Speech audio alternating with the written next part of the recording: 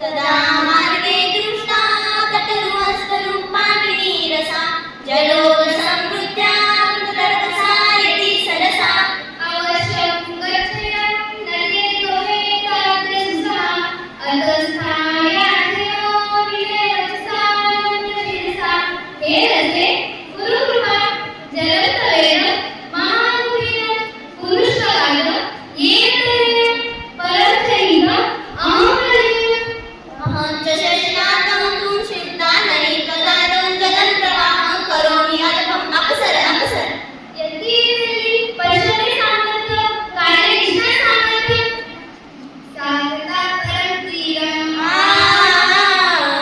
सागता परं तीरं रसासा अधोमुखी भूता लज्जया मदनमुखी जाता शुद्धया कथपरा भूता पश्यति परतीरं सर्वा पश्यति परतीरं सर्वा जी जी पश्यति परतीरं सर्वा जी जी जी जी जी जी पश्यति परतीरं सर्वा जी जी जी जी जी जी एवं सर्वा रसायन तीरे संप्राप्ता इदं पश्यति तत्र पश्यति अलं पश्यति परिपृच्छति अलं पश्यति गुहं पश्यति गुहायां पात्रे तरुणं प्रलोभोदरसर्वस्वं प्रस्थिता इंद्रशुनी सर्वा जी जी प्रस्थिता इंद्रशुनी सर्वा जी जी जी जी जी जी प्रस्थिता इंद्रशुनी सर्वा जी जी जी जी जी जी एका करता इंद्रायवतु सर्वा पुन्हा प्रस्थिता वरदेवी सारता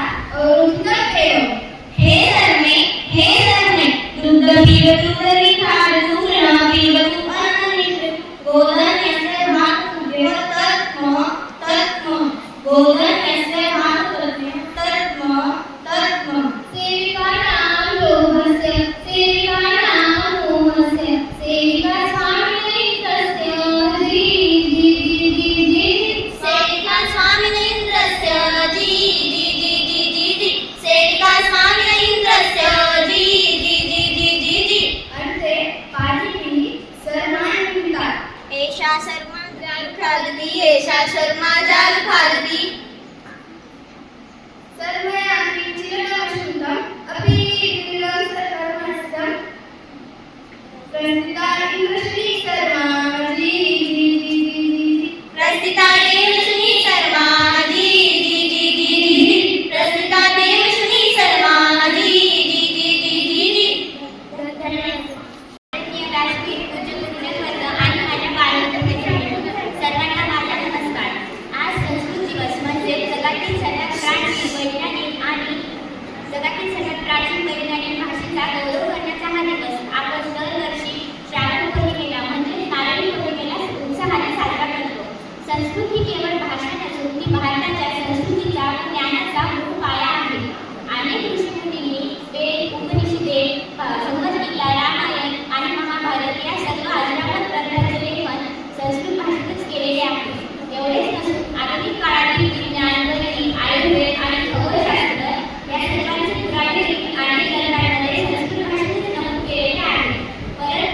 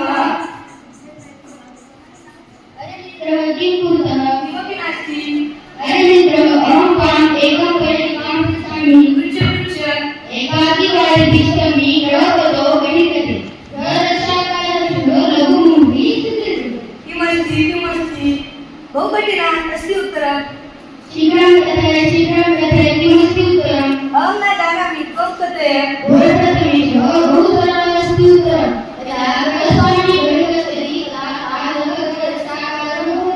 अतः आरम्भे एतत् उत्तरमस्ति अस्तु अस्तु आम् अधुना अहमेकं प्रेरिकां पृच्छामि पृच्छतु आरोहं नासिकाननित्यं स्मर्शामि श्रवणोदयं दुष्यर्थं मम सायाम पाचयित्वा तनुर्मम बहु सरलम् अस्ति उत्तरम् उपरि एतत् उत्तरमस्ति बहुमित्रं किं कुर्वन् परस्परं प्रेरिकां पृच्छामि अस्तु अस्तु अधुना अहमपि एका प्रेरिकां पृच्छामि पृच्छ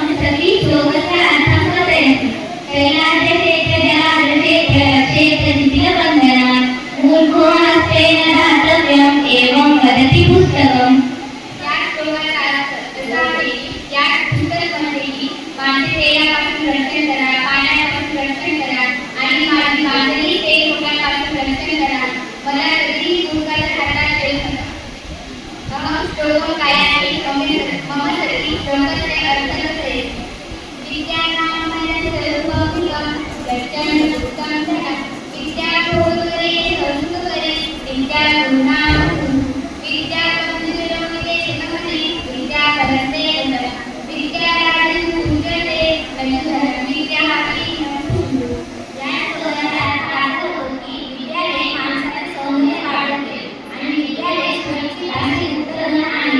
विद्या ही उपभोग आणि निष्ठी राष्ट्रवृत्ती आहे.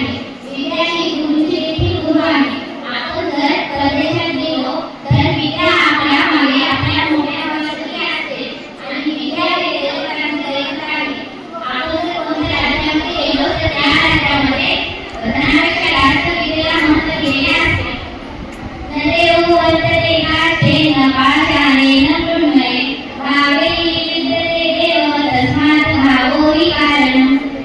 या श्लोकाचा अर्थ असा आहे की देव लाकडात नसतो, दगडात नसतो, मातीत नसतो. देव केवळ माणसाच्या भावात असतो. म्हणून भाव हा महत्त्वाचा असतो. तसेच एक पंचपदम भुंगे नाम संतुंग दीयानंदो मार्गच चरणी कल्पस्ताय धीरसी रविवा देवांतम प्रतिदिनं पारस्य नमः दीयासी दिसते भूमी मनाम होतते.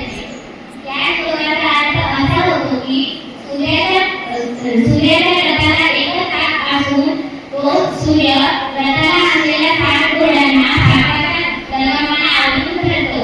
एवढ्या असून सुद्धा त्या रथाचा सारथी देखील पांढरा असतो. तरीही सूर्य दररोज आकाशाचे परिभ्रमण करून दुसऱ्या दिवशी आकाशात येतो.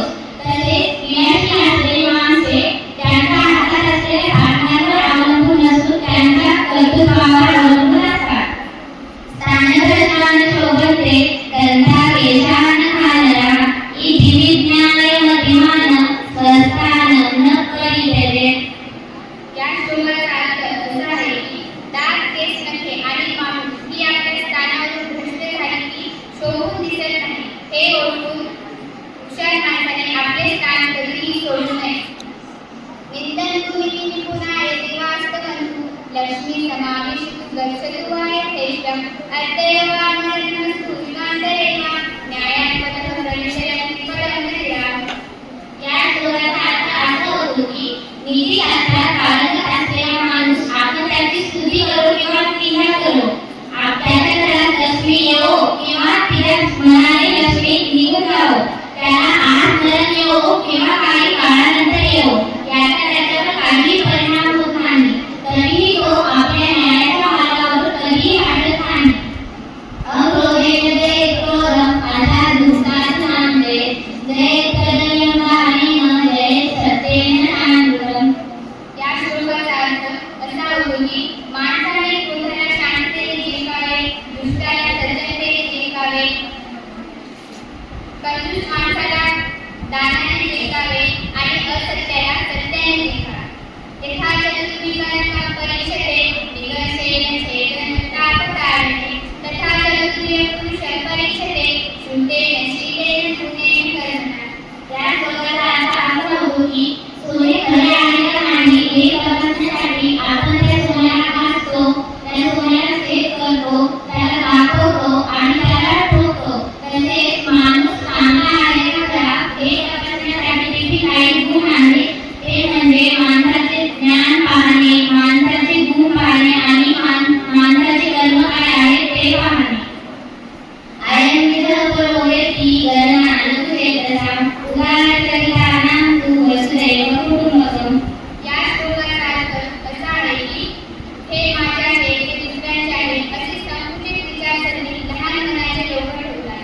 ज्यांचे मन विशाल असते ते संपूर्ण जग हे ते कुटुंब मानतात. यादृशं पदविदं क्षेत्र मातार्थ कलशं सुकृते दृष्टु देवापि तादृशं फलम्. या श्लोकाचा अर्थ असा होतो की शेतकरी शेतात जे पीक पेरतो तेच पीक शेतात होते. तसंच माणूस जे कर्म करतो तसेच त्याला फळ भेटतात. धन्यवाद. संस्कृत दिन या ठिकाणी एवढा सुंदर साजरा केला जात आहे. मला पण याच्यामध्ये फार आनंद होतोय की एका चिमुकल्यांच्या मुखामधून ती जी वाणी जी की उच्चारण करण्यासाठी सुद्धा कठीण आहे, कुणाला काही तर शब्द बोलायला लावले तर ते शब्द बोलणं सुद्धा कठीण होतं. असे हे शब्द, असे हे सुविचार असे श्लोक किंवा सुभाषित या ठिकाणी एवढे सुंदर सादर केले.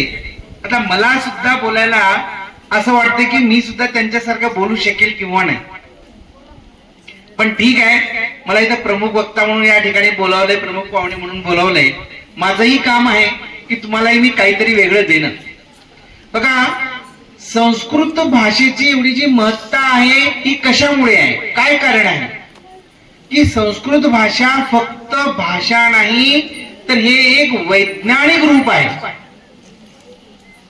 काय म्हणतोय मी?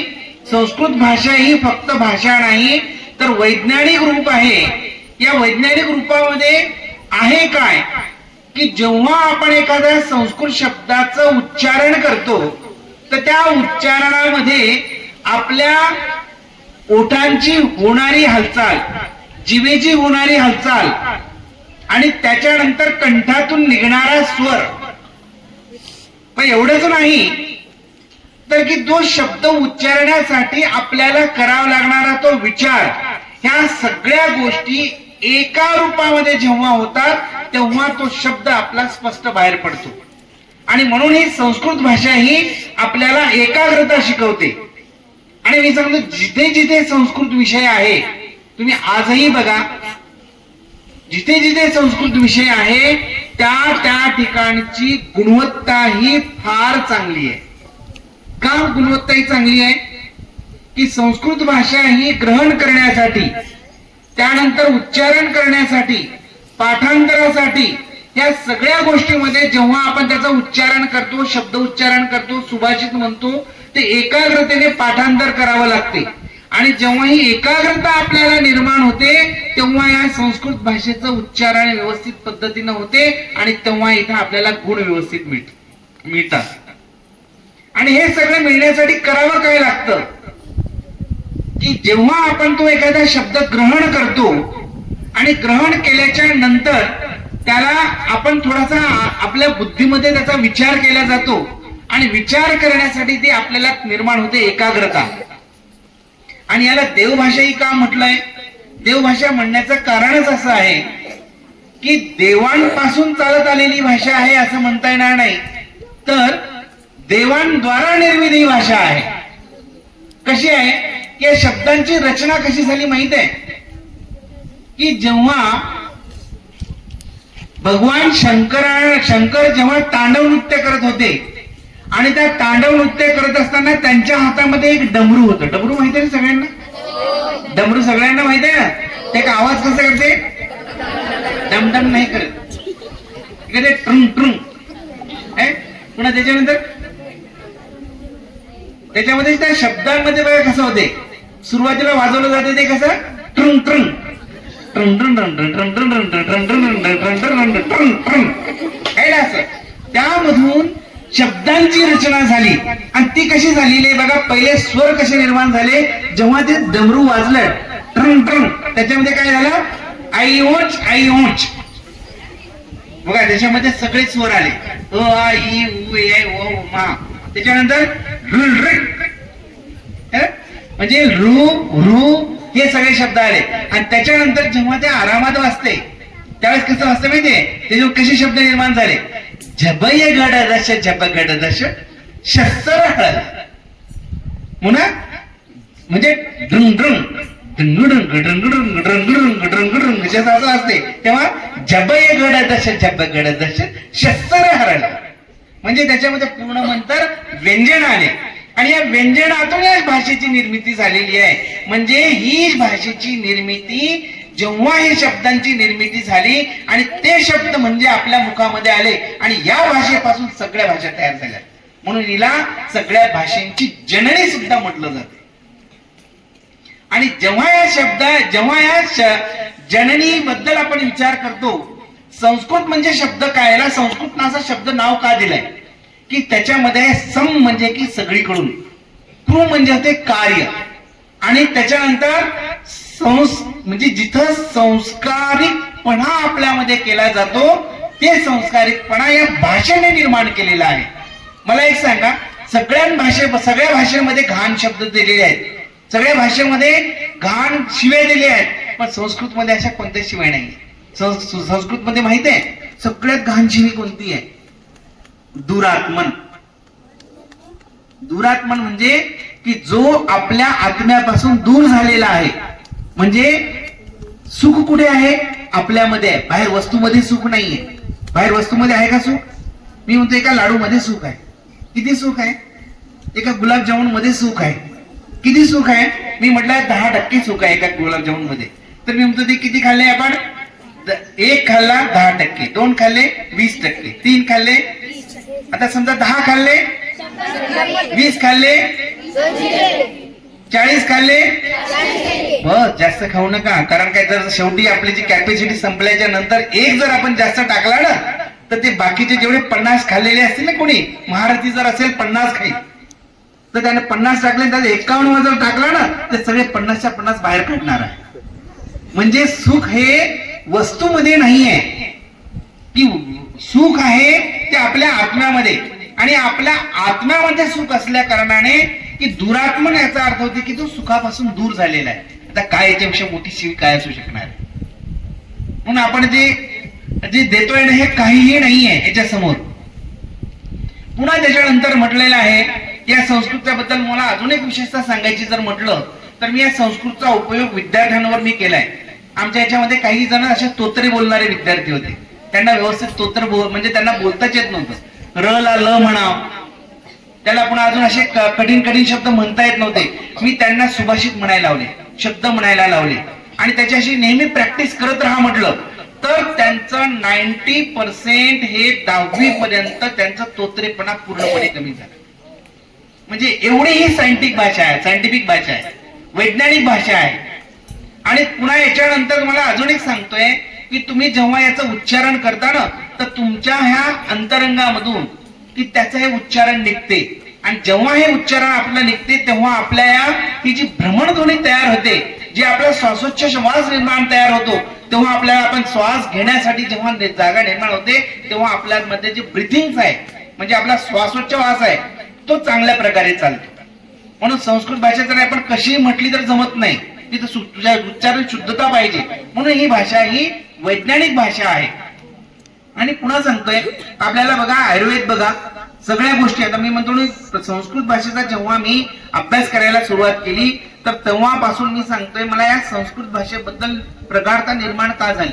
मी जगामधली सगळ्यात एक नंबरची भाषा ही संस्कृत भाषा म्हणतोय. की एक बघा, कमी शब्दामध्ये भरपूर काही चांगला अर्थ आहे. कमी शब्दांमध्ये, म्हणजे समजा मी म्हटलं की शंकर जर नाव घेतलं, ते जर संस्कृतचं नाव आहे. शम म्हणजे होते की रक्षण करणारा, आणि क्रू म्हणजे करणारा. की आपलं रक्षण जो करणारा आहे, म्हणजे आपल्या प्रत्येकाच्या नावामधून. आता माझं नाव विलास आहे, ते विलास नावाचा अर्थ काय होते माहितीये? वि म्हणजे होते विशेष, लस म्हणजे होते की शोभणे. विशेष प्रकारे शोभणारा म्हणजे विलास. बघा, म्हणजे प्रत्येकाच्या नावामध्ये अशी एवढी सुंदर सुंदर विशेषता आहे की या विशेषतामध्ये, या संस्कृत शब्दांमध्ये एवढा अर्थ काढला जातो. आणि एक संस्कृत शब्दाची एक विशेषता एक आहे की एका गोष्टीला एक शब्द नाही आहे, पर्यायवाची असे अनेक शब्द आहेत. ही की या संस्कृत मध्येच घडते, त्या संस्कृत मध्येच सगळं काही आहे. आता संस्कृत भाषेची अजून एक विशेषता सांगतो.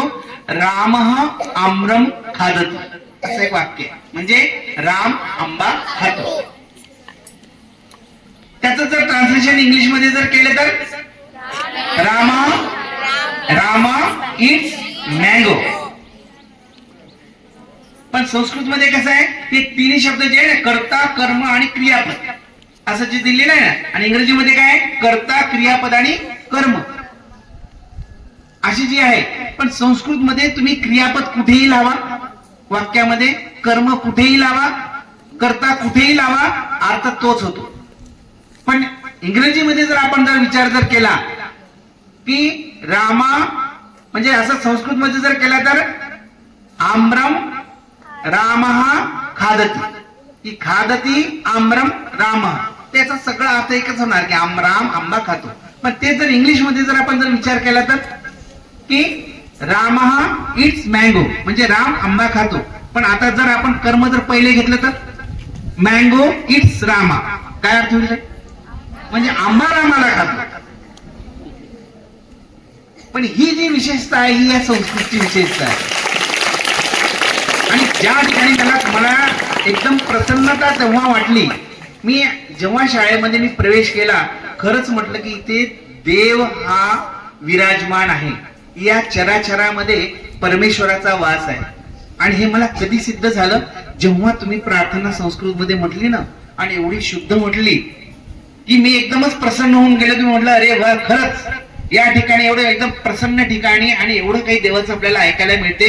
म्हणजे या देवाचा वास जो आहे ना पूर्णपणे की या ठिकाणी आहे, या ठिकाणी राहतो, चराचरामध्ये परमेश्वर आहे हे मला इथे येऊन जाणवलं की तुमच्या या उच्चारणानं, तुमच्या या मेहनतीनं. आणि जर इथे तुम्ही जर नेहमीसाठी जर असं जर म्हणत असाल तर खरंच की या शाळेचं तर भाग्य आहेच आहे, पण तुमचंही जीवनाचं भाग्य हे या ठिकाणीच होणार.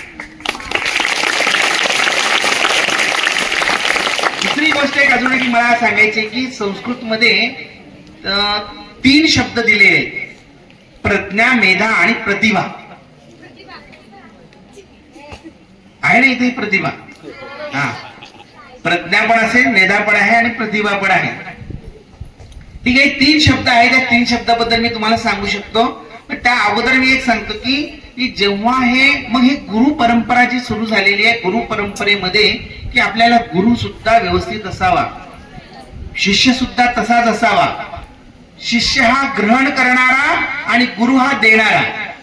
तर सरांनी जेव्हा मला गोपतवाड सरांनी सांगितलं की आम्ही सगळे शिक्षक आहोत, शिक्षकांनी आम्ही ही शाळा बनवलेली आहे, म्हणजे आम्ही घेतलंय म्हणून आमची इच्छा आहे देण्याची.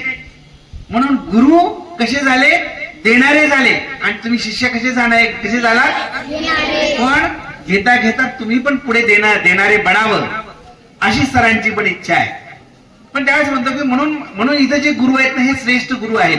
नाहीतर बाहेर गेल्यानंतर आजही आपल्याला बघायला मिळते, आपल्याला गुरु वेगवेगळे मिळतात. कसे?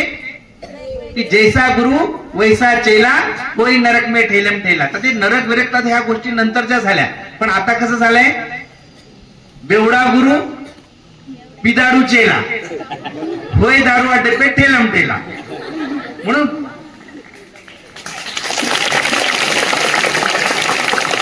म्हणतात की पाणी पिना छान के, म्हणजे पाणी तुमच्याकडे फिल्टर लावलेलं ना रोज, पाणी पिना छान के और गुरु बनाना जान के.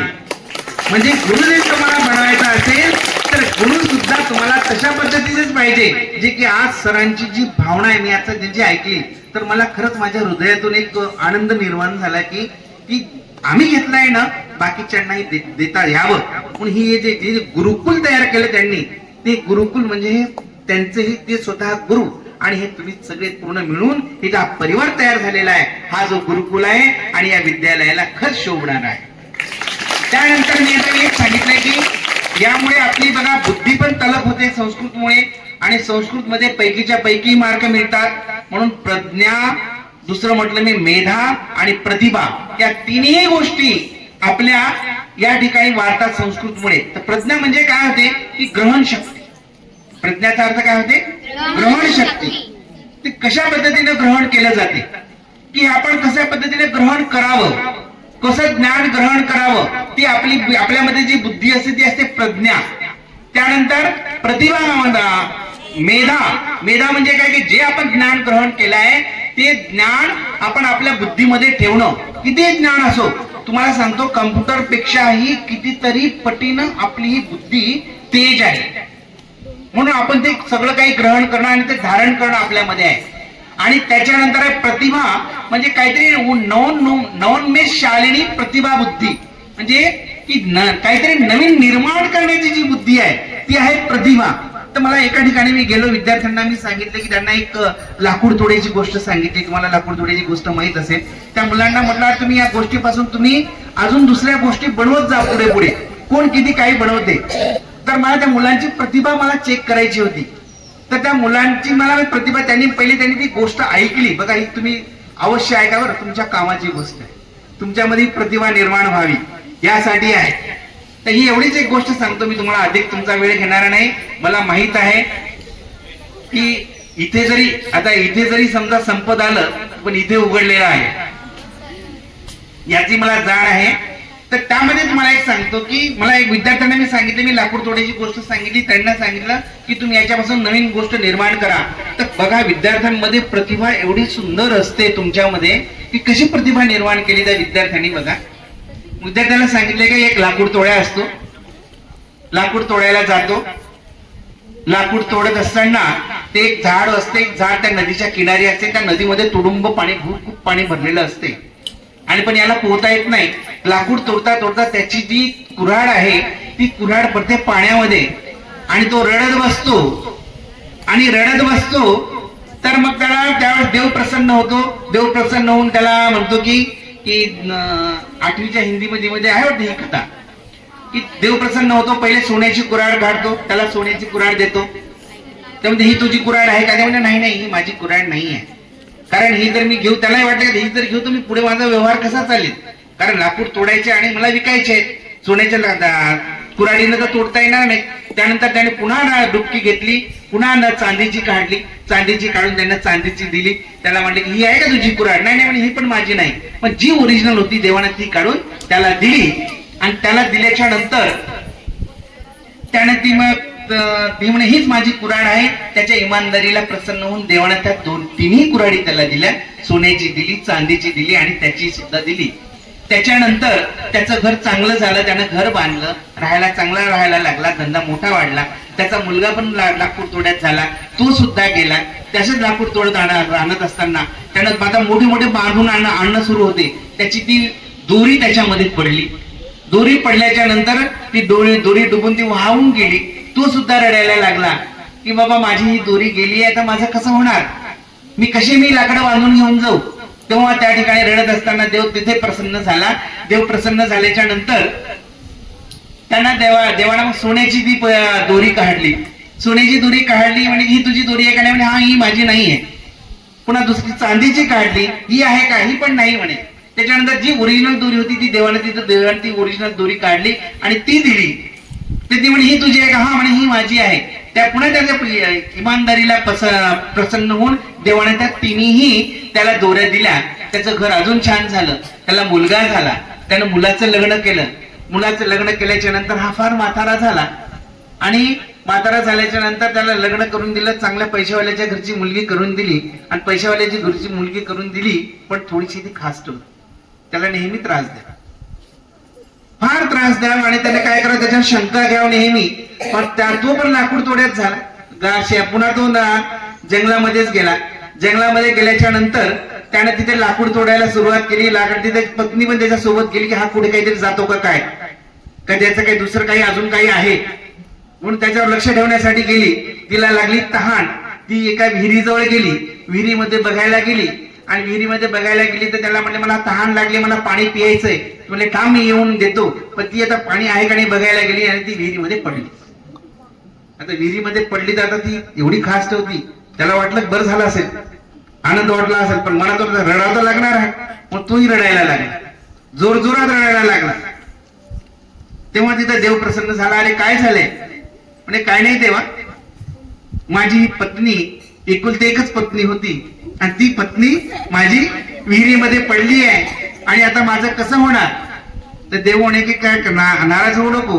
म्हणून देवाने एक डुबकी मारली, मी काढून देतो. ठीक आहे. देवाने डुबकी मारली आणि लगेच पहिले त्यांनी रश्मिका मंदना काढली, हिरोईन काढली एकदम सुंदर. मग त्याला विचारलं ही तुझी पत्नी आहे का? तो म्हणे हा देवा हीच आहे म्हणते माझी पत्नी. अरे म्हणे तू असं कसं काय म्हणतो? म्हणे ही कशी तुझी पत्नी आहे? तुझी पत्नी तर ही नाही. तुझे वडील इमानदार होते, तुझे आजोबा इमानदार होते, तू कसा बेईमान? देवा मला माहित आहे म्हणजे पुढची स्टोरी. ती तुम्ही सोन्याची कुऱ्हाड काढली, चांदीची काढली, लोखंडाची काढली, तिन्ही त्यांना दिल्या. दोरी तुम्ही तशीच काढली, सोन्याची काढली, चांदीची काढली आणि साधी काढल्या, तिन्ही त्यांना दिल्या. तुम्ही पुन्हा असं करसाल म्हणे की आता रश्मिका मंदना काढली, अजून पुन्हा कोणती हिरोईन पुन्हा दुसरी काढसाल आणि पुन्हा नंतर माझी तिसरी बायको काढसाल की मला एकच सांभाळणं होत नाही, तुम्ही तीन तीन कशा सांभाळू? अशा पद्धतीनं तुम्हाला सांगायचं म्हणजे की आपली ही प्रज्ञा, मेधा आणि प्रतिभा या भाषेनं आपली निर्माण होऊ शकते. म्हणून सरला मी एवढी विनंती करतो, सर या ठिकाणी खरंच देवाचा वास आहे, देव तुमच्या इथे जो पूर्ण फिरत आहे, ही संस्कृत भाषा ही कायम असू द्या. एवढ्या लहान मुखी देवाचं शब्द त्यांच्या मुखामधून निघतायत, यापेक्षा मोठी गोष्ट काय असणार आहे. आणि हीच आपली संस्कृती वाढवणारी भाषा आहे, आपल्या संस्कृतीला टिकवून ठेवणारी भाषा आहे. आणि जिथे संस्कृती तिथे आपला देश आहे. लक्षात ठेवा, भारत देश हा आपल्या संस्कृतीवर आधारित आहे. म्हणून आपली संस्कृती आपल्याला राखण करण्यासाठी आपल्याला संस्कृतची आवश्यकता आहे, संस्कृत बरोबर संस्कृती आवश्यकता आहे, आणि आपला देश उंचावला गेला पाहिजे. म्हणून यासाठी मी माझ्या शेवटी हेच म्हणेन की तुमची प्रज्ञामेधा आणि प्रतिभा वाढो, तुमचं नाव हो, विद्यालयाचं नाव हो आणि देशाचं नाव हो, आणि तुम्ही तुमचा डंका पूर्ण जगामध्ये तिन्ही लोकी तुमचा डंका गाजो, या मंगल भावनेनं मी माझ्या वक्तव्यास विराम देतो. धन्यवाद. शेवटी एक म्हणतो की मला या ठिकाणी बोलवलं, माझा एवढा सत्कार केलाय, एक साधा मी माणूस आणि एक साधा शिक्षक, आणि या ठिकाणी माझा एवढा मोठा सन्मान केलाय, त्याबद्दल तुमच्या विद्यालयाचे मी धन्यवाद मानतो, सरांचे धन्यवाद मानतो, पाटील मॅडमचे धन्यवाद मानतो की ज्यांनी मला या ठिकाणी बोलवून माझा सत्कार केलाय. धन्यवाद. सगळ्यांना नमो नमः.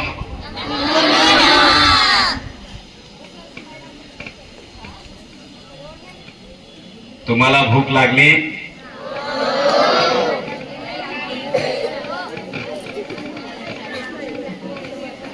याचं कारण जर खरं कोणी असेल तर ते पाटील मॅडम आहे. तुम्हाला आज जास्त वेळ तिष्ठत ठेवण्यामध्ये, तिष्ठत कळलं ना? हा, तुमच्याकडूनच मला कळलं. त्यात जर कोणी कारणीभूत असतील, आम्ही नाही भाऊ, पाटील मॅडम. एकदा तुमच्या सगळ्यांचं मनापासून टाळ्याच्या गजरामध्ये आपण सगळेजण कौतुक करूया. जोरदार टाळ्या तुमच्या सगळ्यांचं.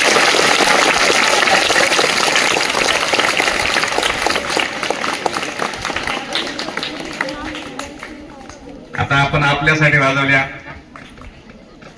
एकदा जोरदार टाळ्या पाटील मॅडम साठी देखील वाजवा.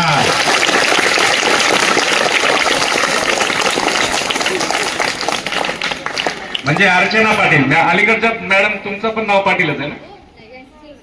हा, सुवर्णकर, सॉरी, अर्चना पाटील. सुवर्णकर मॅडमनी सुरुवातीपासून सूत्रसंचालन अत्यंत उत्कृष्ट केलेलं आहे, त्यांचे मी मनापासून कौतुक करतो.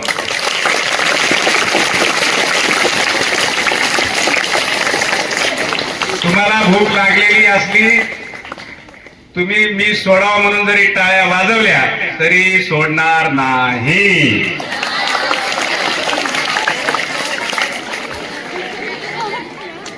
कारण असं आहे की तुमच्या शाळेचे मंचावर बसलेले जे गोपतवाड गुरुजी आहेत ते माझे बालपणापासूनचे जिवलग मित्र आहेत. त्यांनी मला इथं बोलावलंय आज. आणि खरं सांगू तुम्हाला, तुमच्या ह्या शाळेच्या परिसरात आल्याच्या नंतर मला एखाद्या ऋषी मुनींच्या गुरुकुलात, खऱ्या गुरुकुलात गेल्याची आठवण वाटते आहे किंवा त्याची जाणीव झालेली आहे. तुम्हाला सांगतो, ही शाळा आपल्या गुरुकुल या नावाला अत्यंत शोभित करते, साजेशी आहे. हा परिसर तुमच्या सगळ्या गुरुजनांनी आणि तुमच्या संस्था चालकांनी अत्यंत सुंदर बनवला आहे. त्याबद्दल इथं आल्याचा मला प्रचंड आनंद वाटलाय मित्रांनो. सरांनी आता तुम्हाला संस्कृतच्या संदर्भाने खूप छान माहिती दिली आहे. मला काही संस्कृत मधलं फारसं येत नाही. संस्कृतच्या संदर्भाने मी काय फार बोलणार नाही, पण एका ठिकाणी मी वाचलं होतं तेवढं सांगतो, लवकर संपवतो, तुम्ही काळजी करू नका. आणि तुम्ही अत्यंत चांगली मुलं आहात. आता सरांनी सांगितलं की ज्यांना संस्कृत येते ते हुशार मुलं असतात. त्याच्यामुळे तुम्ही चांगली आहात, हुशार आहात, संस्कारित आहात, सुसंस्कृत आहात. त्याच्यामुळे माझं तुम्ही नक्की ऐकून घ्या, यात मला काही शंका नाही.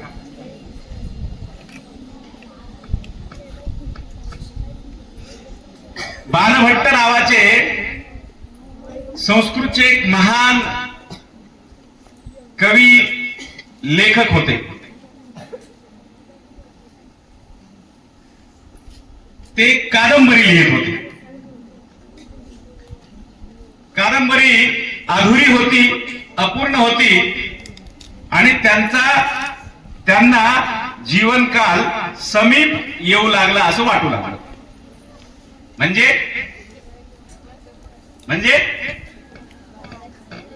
ते म्हातारे झाले होते आणि इथून आपण लवकर जाऊ की काय असं त्यांना वाटू लागलं आणि आपली कादंबरी अधुरीच राहून जाईल असं त्यांना वाटू लागलं.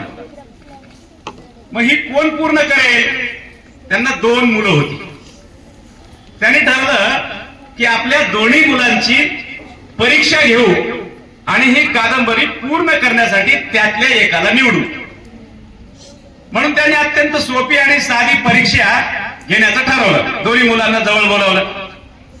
त्यांच्या घराच्या अंगणामध्ये एक वाळलेलं झाड उभं होतं. लक्षात येते मी काय म्हणतोय? कळते का? मागच्या मुलांना, 10वीची मुलं बसली तिकडं दूर दूर, ऐकताय ना? कोणतं झाड उभं होतं? कोणतं? वाळलेलं. शाबास, तुम्ही ऐकताय बरोबर. वाळलेलं झाड अंगणात उभं होतं. बाणभट्टांनी दोघांना बोलवलं, आपल्या पोरांना. त्यातल्या एकाला विचारलं, समोर काय उभं आहे? पहिल्यानं हिंदीमध्ये सांगितलं, सूखा पेड़ सामने खड़ा है. काय? सूखा पेड़ सामने खड़ा है. दुसऱ्याला बोलावलं. एवढीच परीक्षा होती. दुसऱ्याला बोलावलं, त्याला विचारलं, तुला काय दिसते? त्यानं सांगितलं, निरस तरुवर विलसती पुरतः. निरस तरुवर विलसती पुरतः. आता संस्कृत मध्ये याचा अर्थ काय होतो? तुम्ही सांग. वाळलेलं झाड समोर उभा आहे. वाळलेलं झाड समोर सुंदर सुशोभितपणे उभा आहे असं त्यानं सांगितलं. आणि बाणभट्टानं कादंबरी पूर्ण करण्याचा अधिकार कुणाला दिला असेल? दुसऱ्याला दिला असेल. म्हणजे ज्यानं संस्कृत मध्ये त्या झाडाचं वर्णन केलं, नक्कीच त्याला दिला असेल. बरोबर आहे? म्हणून संस्कृतचं महत्व एवढं जास्त आहे. आणि जे तुम्ही शिकताय, तुम्ही अत्यंत मोठं काम करताय मित्रांनो. म्हणून मला सर सगरोळीत शिकायला मिळालं नाही. दुर्दैव, खंत वाटते मनाला. गुरुकुलातही शिकायला मिळालं नाही, त्याचंही खंत वाटतंय. कारण संस्कृत शिकता आली नाही मित्रांनो. जे तुम्ही शिकताय, भाग्यवान आहात तुम्ही. तुमच्यासाठी रुपतवार सर, कदम सर आणि अर्चना पाटील मॅडम आणि बाकी सगळी शिक्षक मंडळी एवढं छान तुमची तयारी करून घेत आहे. खऱ्या अर्थानं तुम्ही भाग्यवान आहात. या शाळेत शिकायला मिळतंय. शाळा हे शिकण्याचं केंद्र आहे, चांगलं शिक्षण देणारं केंद्र आहे. आणि ही शाळा निश्चितपणे तुम्हाला सगळ्याला चांगलं शिक्षण देते. भारत हे अत्यंत विविधतेनं नटलेला देश आहे. आपल्या शेजारी जर आपण गेलो, खाली आपल्या बासरच्या पलीकडं कोणता प्रदेश लागतो? आंध्र प्रदेश. हा, तेलंगणा. बरोबर. अपडेट राहायला पाहिजे आपण. मॅडमने मी बघितलं आता आल्यावरती तुमच्या फळ्यावरती 3-4-5 प्रश्न लिहिले सामान्य ज्ञानाचे, आहे की नाही? रोज लिहून घेत आहे ना वहीमध्ये? किती चांगले लिहितात, जरा हात वर करा बरं बघू. अरे वा, व्हेरी गुड, छान, खूप चांगलं आहे. लिहायला पाहिजे. पण आपल्या शेजारी तेलंगणा आहे. तेलंगणात कुठली भाषा बोलली जाते? तेलुगू बोलली जाते. किती जणांना येते? खूप जणांना येते. बरोबर. तेलुगू मध्ये नमस्कारला कसं काय म्हणतात? हा? नमस्कारम. बर. आपल्या वरती मध्य प्रदेश आहे, बाजूला गुजरात आहे, गोवा आहे, खाली आणखी केरळ आहे, तमिळनाडू आहे. अनेक भाषा आपल्या देशामध्ये बोलल्या जातात, अनेक पोशाख आपल्या देशामध्ये घातल्या जातात. विविधतेनं नटलेला हा देश आहे.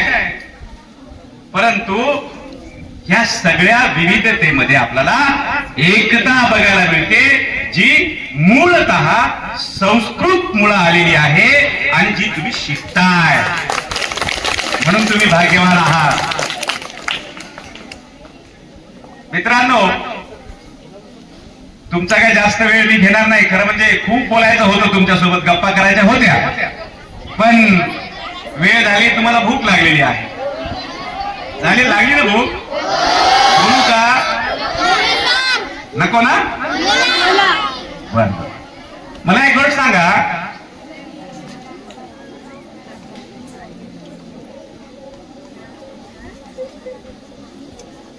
आपण सगळ्यांनी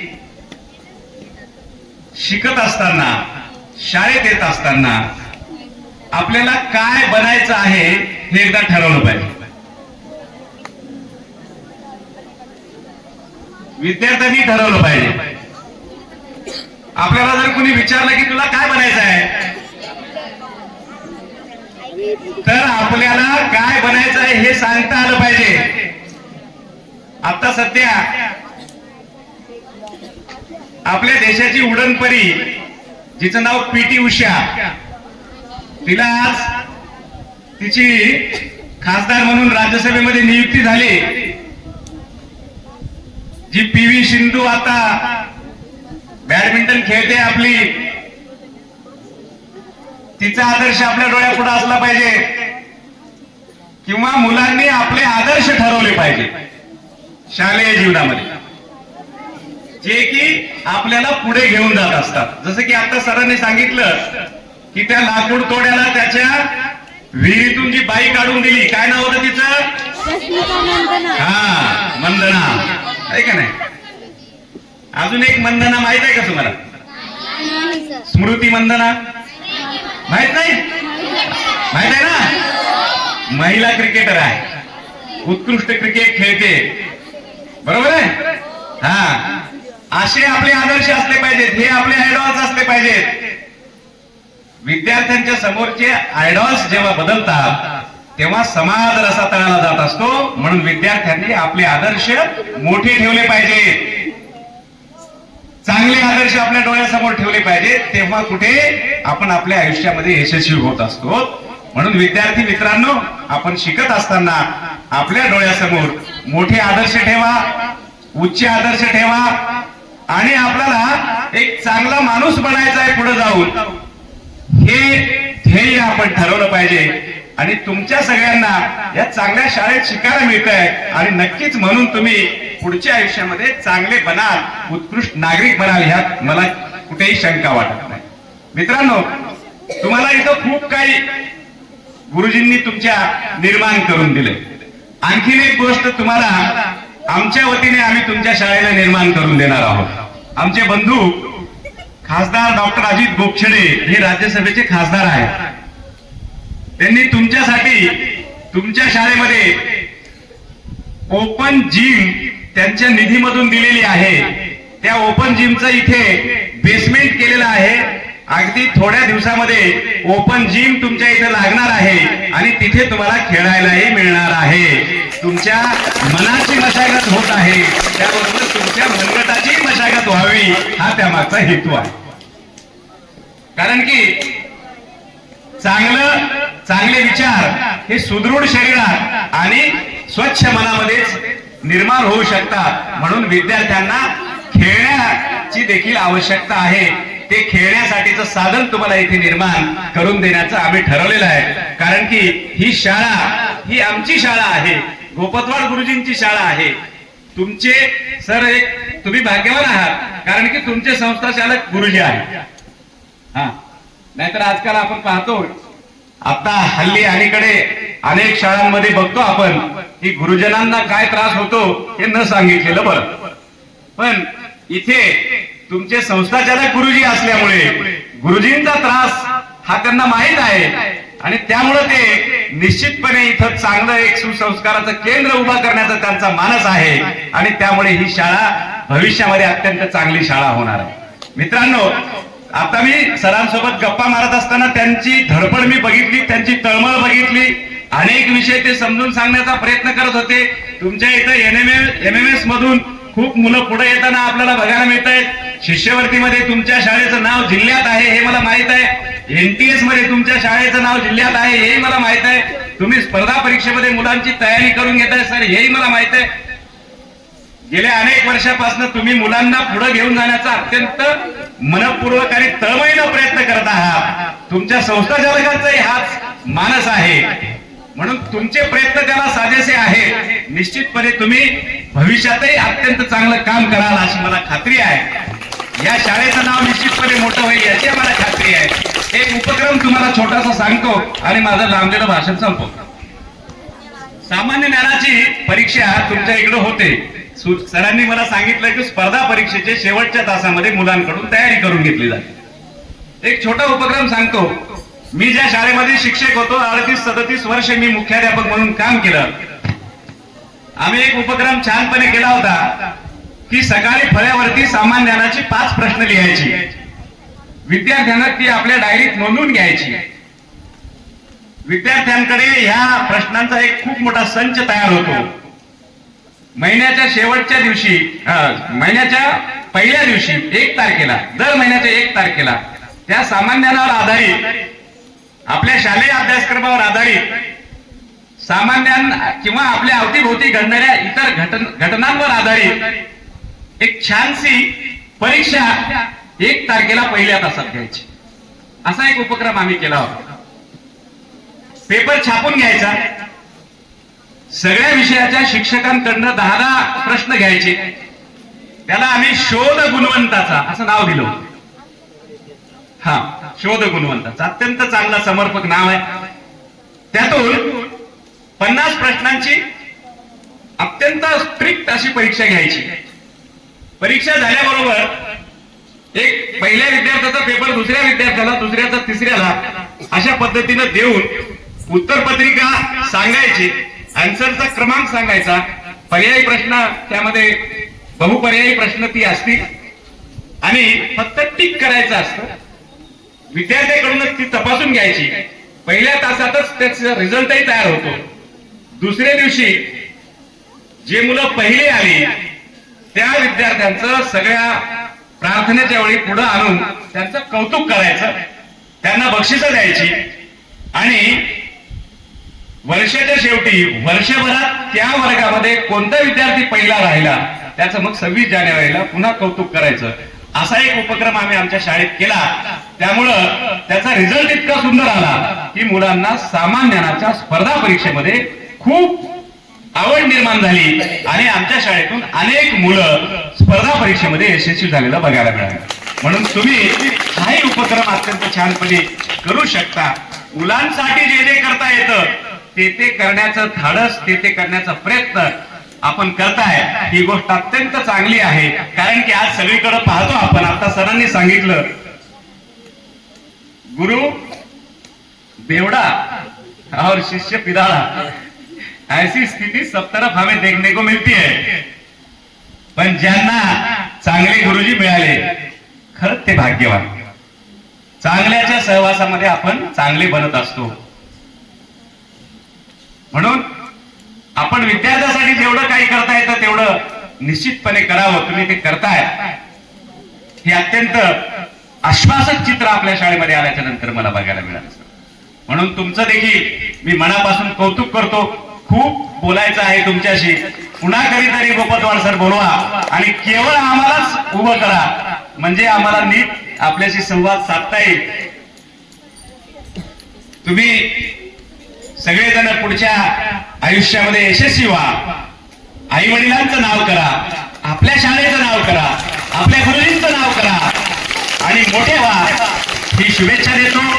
संस्कृत दिनासारखा अत्यंत सुंदर कार्यक्रम तुमच्या शाळेमध्ये साजरा केला त्याबद्दल तुमच्या शिक्षकांचं कौतुक करतो. आमच्या शाळेमध्ये आम्ही सर एक वाचन पंधरवाडा साजरा केला होता. APJ अब्दुल कलाम यांच्या जन्मदिनाच्या निमित्ताने. जन्मदिवशी आपण वाचन प्रेरणा दिवस म्हणून साजरा करतो, बरोबर आहे. तर वाचन प्रेरणा दिन एक दिवशी न साजरा करता सप्ताह किंवा पंधरवाडा साजरा करावा. मुलांना आपल्या शाळेतली पुस्तकं वाचायला द्यावी, ज्यांना जी आवडतात ती घ्यायला सांगावी, त्याच्यावरती परीक्षा घ्यावी. आम्ही साने गुरुजींचं कोणते पुस्तक ते श्यामची आई आम्ही मुलांना दिली. 15 दिवस त्यांना वाचायला सांगितलं आणि त्याच्यावरती एक प्रश्नपत्रिका काढून परीक्षा घेतली अर्चना, आणि मुलांना ती पुस्तकच पाठवून दिली. आणि श्यामची आई हे इतकं संस्कारित पुस्तक आहे की त्यामुळं मुलांचं भावविश्व हे अत्यंत समृद्ध होतं. म्हणून मुलांचं भावविश्व समृद्ध करण्यासाठी जे जे काही करता येतं ते शिक्षकांनी करावं. यापेक्षा दुसरं पुण्याचं कामच नाही गोपतवाड सर. कारण मुलांना जे करील मनोरंजन जो मुलांचे जडेल नाते प्रभूशी तयाचे असं साने गुरुजींनी म्हटलंय. म्हणून मुलांचं मनोरंजन करणाऱ्याचं नातं प्रभूशी जोडलं जातं. म्हणून शिक्षकाचं काम हे पुण्याचं काम आहे. शिक्षकाचं काम हे राष्ट्र निर्मितीचं काम आहे. शिक्षक हा आपल्या वर्गात शिकवत नसतो, तर तो राष्ट्र निर्माण करण्याचं काम करत असतो.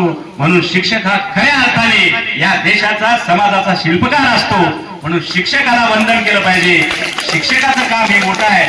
म्हणून या शाळेत आल्याच्या नंतर हे सगळं बघायला मिळालं, अनुभवायला मिळालं.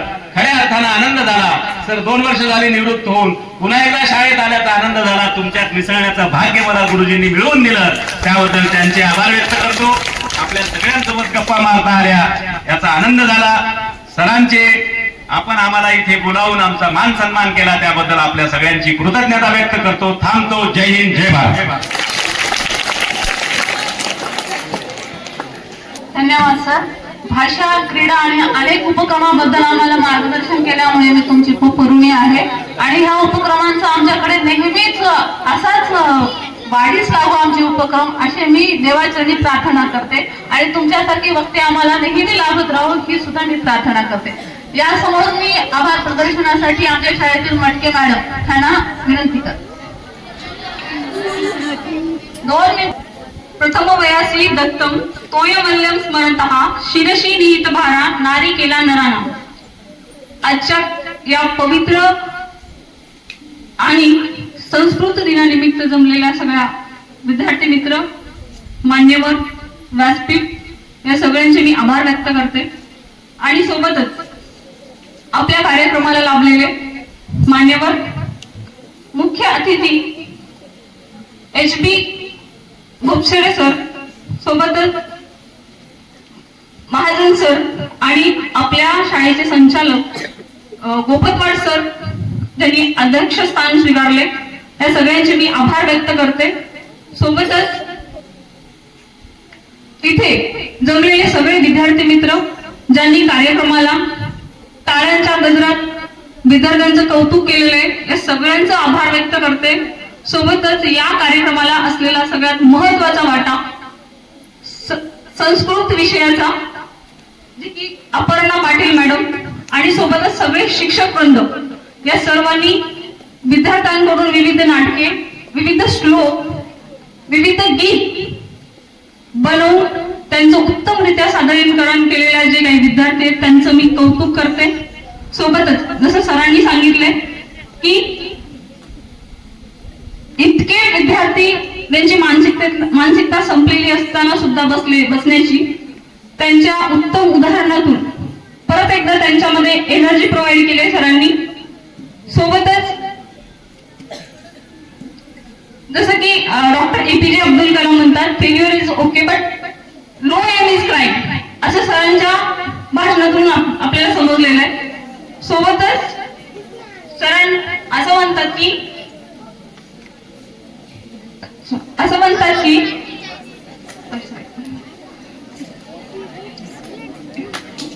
एवढ्या सगळ्यांचा मी आभार व्यक्त करते आणि सगळ्या विद्यार्थ्यांचं कौतुक करते आणि या खूप लांबलेल्या कार्यक्रमाला सांगता देते आणि सगळ्यांचा आभार व्यक्त करते. Thank you sir. यापुढे सूचना आपल्याला आपले कदम सर सांगणार आहेत.